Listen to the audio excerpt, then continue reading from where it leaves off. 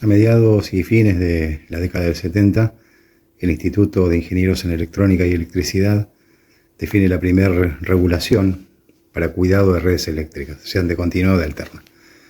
Y esto venía porque los ingenieros en el mundo empiezan a observar que los elementos de conmutación, básicamente los que se usaban en telecomunicaciones y comunicaciones básicas, más algunos elementos de control, inducían sobre las redes eléctricas el override, es decir, el cambio que se hacía al encender o apagar algún sistema de manera veloz, para las velocidades que manejaba en ese momento.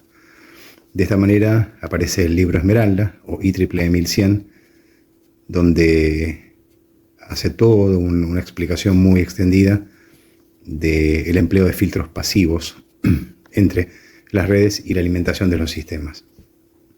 En los años 80, la tecnología militar baja al uso doméstico y comercial, junto con una creación de una empresa americana de un microcontrolador, un microprocesador llamado en aquel entonces. Y acá el tema cambia, porque ya la carga no recibe conmutación de un relé, sino de un transistor, y las velocidades se modifican. Con lo cual en las redes eléctricas empieza a aparecer otro problema un poco más severo, y es que estos cambios, estos overrides, son tan veloces que generan rebotes. Acá surge esta idea de la onda de anillo, que no tiene nada que ver con el armónico. El armónico se genera después. Ya en los años 90, el microprocesador toma más velocidad, se agregan más transistores y sobre todo se cambia el tipo de alimentación. Salimos del transformador convencional y pasamos al microtransformador, que no es otra cosa que la fuente switching. Es decir, corregimos la alterna de red en valores elevados, 110, 220, 300, 400 voltios. Hacemos oscilar esa señal de corriente continua a frecuencias mucho más elevadas que la de red, es decir, que pasamos de 50, 60 o 400 Hz a 170.000 Hz, que es el primer valor normalizado, y lo convertimos en continua. Entonces acá aparecen dos problemas. No solamente los nuevos microprocesadores, ya fabricados por otro fabricante, mejor que los primeros, más veloces y más inteligentes, sino que además de esa cantidad de información, el tipo de elemento de rectificación, transformador de rectificación, ya no es un transformador de hierro-cobre. Y hay una muchísima mayor vulnerabilidad en la red.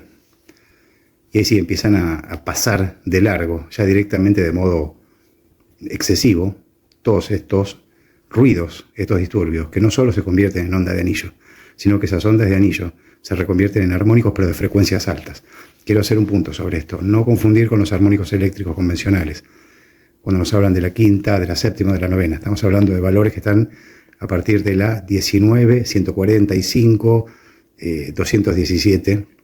Estamos hablando de, no podemos decir frecuencia porque no se pueden sostener, pero sí de periodos equivalentes a frecuencias desde los 13.000, 15.000 ciclos por segundo hasta los 20, 30 megaciclos por segundo. Pero ya en los 2000 y en adelante, todo esto sale de las telecomunicaciones y la computación y pasa a la vida cotidiana. Y en la actualidad, desde los últimos 10 años por lo menos, esto incluye a las luminarias. Hoy todo lo que tenemos, todo lo que es doméstico, industrial y militar, depende pura y exclusivamente de este tipo de fuentes de alimentación. Y acá sí, no solamente ya son los microprocesadores ni los dispositivos electrónicos que todos hoy emplean. Y además de todo eso también está la iluminación. Hemos dejado de usar el tipo de iluminación que usábamos, incandescente o de vacío, y pasamos a estado sólido. El problema es que para alimentar el estado sólido, los LED, ya no usamos tampoco transformadores, usamos estos microtransformadores con la fuente switching. Y aquí es donde el tipo de disturbio que aparece en la red no solamente tiene armónicos de alta frecuencia, y no solamente son ondas de anillo, sino que además se retroalimentan entre todas ellas.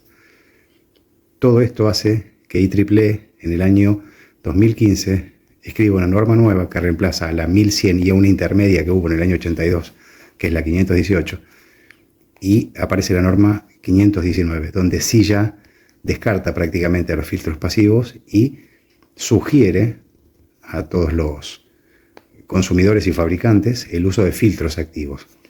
No es algo mandatorio. IEEE es un instituto, no es un ente de regulación local, es internacional. Pero digamos que tiene carácter de mandatorio si pensamos no solamente en la protección de los equipos, sino porque además todos estos disturbios, para quien entiende se dará cuenta, no solamente van a dañar equipos, sino que le van a bajar, pero de manera violenta, el rendimiento. Y van a, vamos a decir, arruinar los entornos de trabajo. Y conforme más grandes sean estas salas operativas, donde haya lo que sea que haya con iluminación, esto cada vez es más grande. Por esa razón, A partir del año 2017, en casi todos los países, incluido en Argentina, hoy cualquier instalador matriculado y de ahí para arriba sabe que donde hay instalaciones productivas y los sistemas que no pueden fallar porque sí, se necesita emplear lo que nosotros le llamamos el sistema completo, que son los TBS, son los descargadores de alta energía, y los filtros activos. Es un solo elemento desde el punto de vista esquemático y es lo que garantiza que toda esta modernidad no tenga esta contraparte.